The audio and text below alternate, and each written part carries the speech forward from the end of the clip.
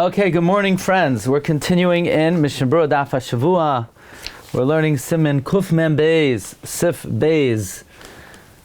Today is Monday. Today is Chaf Beis Elul, I believe. Chaf Beis Elul. So the Chafetz Chaim's yard side is Chaf Daled Elul. So Baruch Hashem, we're Zocheh to learn from the holy words of the Chafetz Chaim the whole year.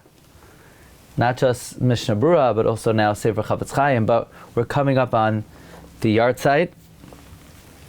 Okay, Sif Beis. V'yishuv sheyesh sham minyan.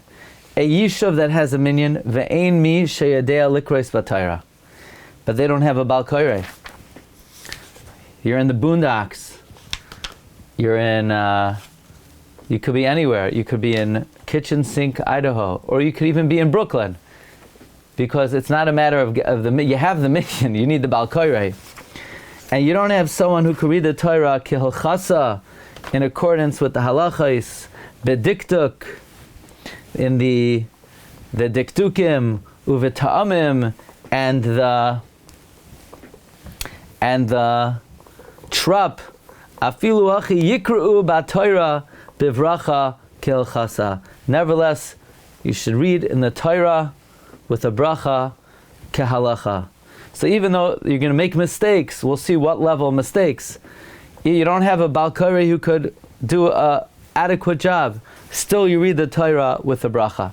Umaftirim b'navi v'ayin b'samach reish siman kuf mem gimel.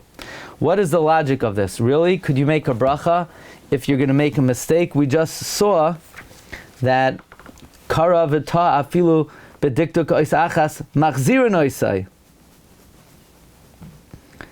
And the opinion of the Ramah was dafka if it's Mishtana ha'inyan. But if it is Mishtana ha'inyan, machzirin oisai. So then how do we allow a kriya where somebody does not know how to read properly? So we have a big machlokes achronim coming up. Yikru b'Torah b'bracha b'li nigun hatama, without the trup. From many achronim it's mashma v'levush el yarabba the matiyuda and chayadam, that even if you don't have someone who can read it at all, and will definitely make a mistake in many errors, that will change the meaning of the word. Nevertheless, they allowed them to read and with a bracha, in order that the kriya should not be completely batal, which is a pella. They're reading the wrong words. They're saying chalav instead of chelev. They're saying ba'a instead of ba'a, or they're completely distorting the meaning of the words. Nevertheless, not only do you read it, you even make a bracha. What would the logic of that be? I don't know. Maybe Eis Lasleis Lashem Hefiru Tarasecha. But you can make a bracha on that? Yeah, you can make a bracha on that.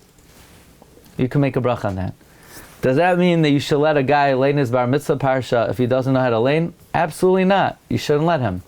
But if nobody knows how to lein, you should not be mavatel the kriya. However, v'apri chadash choylek, the Pri Chadash argues, b'zavakasav the kivan sheyitu b'ta'uyoy shemishtana inyan.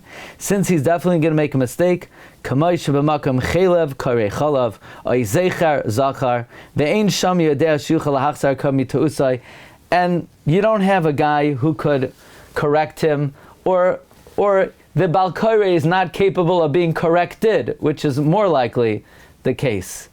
Pshita she'ein mavarchim ha'Torah. Obviously, you don't make a bracha. Ve'ein maftirin b'navi, and you're not going to be maftir with a bracha. Ve'ayin b'pri magadim shegam hu mitzaded kein v'daitoi t'yesh likrois b'loi bracha.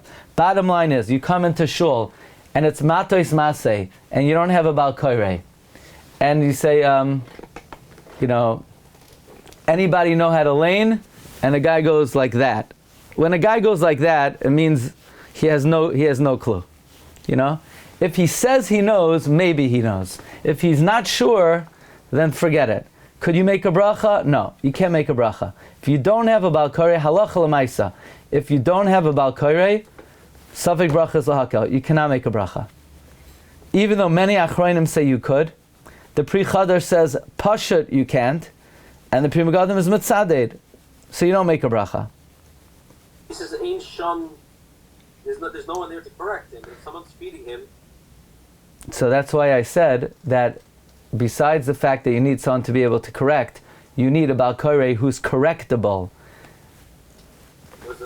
That means like this.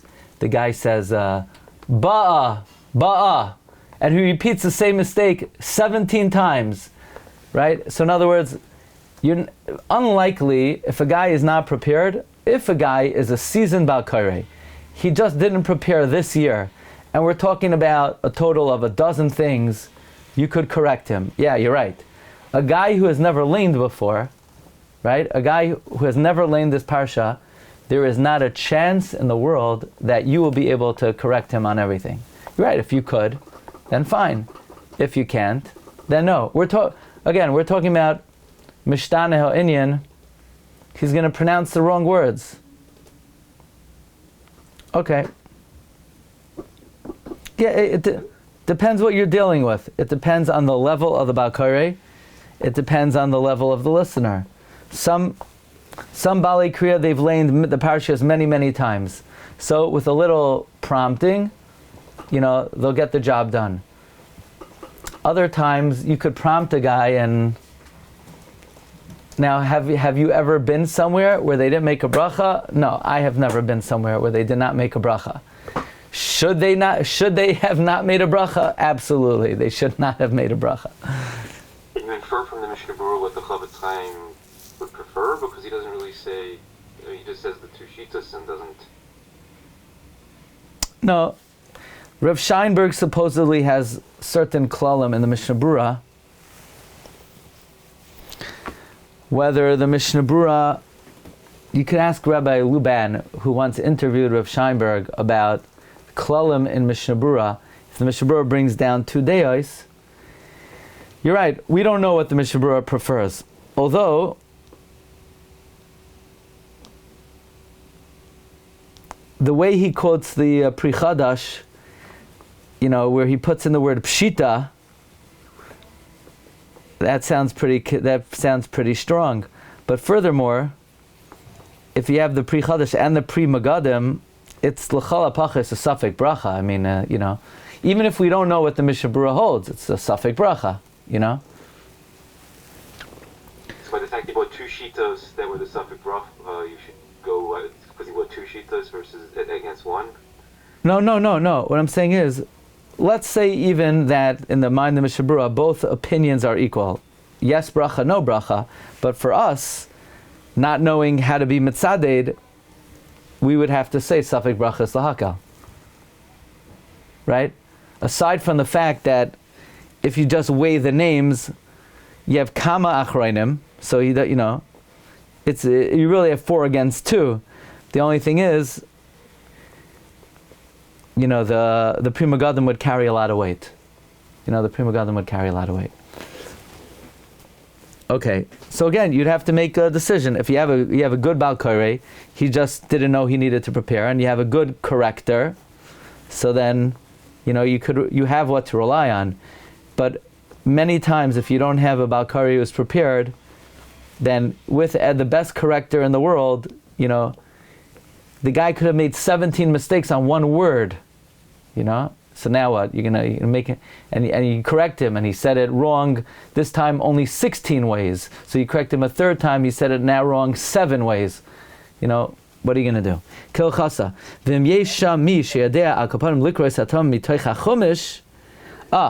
If you have a guy who could read it from a chumash, yikra zeh mitoich hachumish lefnei ha'ish hakoyer b'sefer Torah lahirois haderech b'nekudos utam karai. Basically, if you have somebody who could at least read from the Chumash, you should have a guy read from the Chumash and feed the guy to read from the Sefer Torah. The guy reading from the Chumash should not read out loud. Only so that the Bal Koreh should be able to hear. Why is the Kodesh who says Pshita, so why is it also the Eimach term? maftirin banavi? Why is the Haftarah contingent on whether or not Lein? Okay, good question. So I bavarned it by translating the words maftirin as you don't make, doesn't mean ein maftirin literally, it means you won't make a bracha on the Haftarah. That's how I read it, but I'm not sure. Yeah, I was bothered by that. So I read the words ein maftirin banavi, that you won't make a bracha if you can't read the words of the Navi properly. So here the Dirshu talks about something interesting. Could you get a clear sheet to put over the Sefer Torah with trup? Yeah? I don't know, I actually never saw that in real life in a shul. I don't even know if I ever saw such a sheet. Could you do that? Just think about that for a moment. Should there be any problem with that? I don't think so. He brings the Shevet HaLevi, says, Me'ikar Adin, he's noite lahater, because you see it, derech ha-plastic. Mikamokim ein adas noiche midavar mechudash zeh. It's,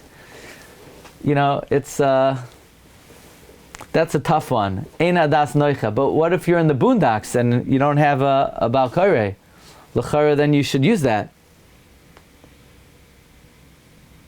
Then what about glasses? It's the same problem. No, he doesn't say because of hefsek, right? He doesn't say because of hefsek, not because of hefsek. There is a question. The Tiferes Yisrael in, I think, Masechta Negaim talks about whether a kohen is allowed to look at a nega with glasses, or is that a lack of l'chol mare einei hakohen? Yeah. So the Shevet HaLevi doesn't say the issue is hefsek, right? He just says ein das noicha. It's innovative. That's not how they did it in the Altaheim. That's, in other words, not a halachic issue. Okay, now this is, I was afraid to talk about this. Because the best eitzah is none of the above. The best eitzah, if you know how to lein, you just don't know the leining. Basically, you take the yad, you point on the Sefer Torah, and every esnachta and zakev katan, you look in a chumash. That's the easiest way to do it, at least for me. That works very well. So you're allowed to do that. Are you allowed to, so to speak, look into the chumash? Yeah, Bereishis bara Elokim, Eis Hashem, back and forth. It works very well. For me, I got that down. Okay? I don't like somebody buzzing in my ear, making, you have a guy, he's doing karate while you're leaning. I don't know what in the world the guy is doing. He's making signs. I don't know, curveball, splitter, knuckleball. I don't know what he's, the best way is you look in the chumash. Are you allowed to do that? The Eishav Rambuchan says, no, you're not allowed to do that.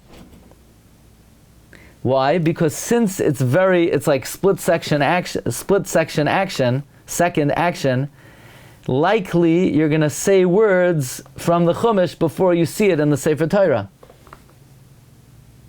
Unless you get a different guy to point in the chumash while you're leaning. That's what I do. Oh, that means, he says, unless you do that. Rav Moshe says, no, don't let the guy do that. Because even if you believe the guy that he's reading from the Sefer Torah, he's not going to be really reading from the Sefer Torah. He's likely to make a mistake. He's going to convince himself he's reading from the Sefer Torah, even though he's really not reading it from the Sefer. It's from memory. It's just the memory from reading it from the Chumash. So you shouldn't do that. So you're going to have the guy chirp in your ear. I don't know. That doesn't work for me. The Eisha Avram says you could do it if the guy is if someone else is pointing.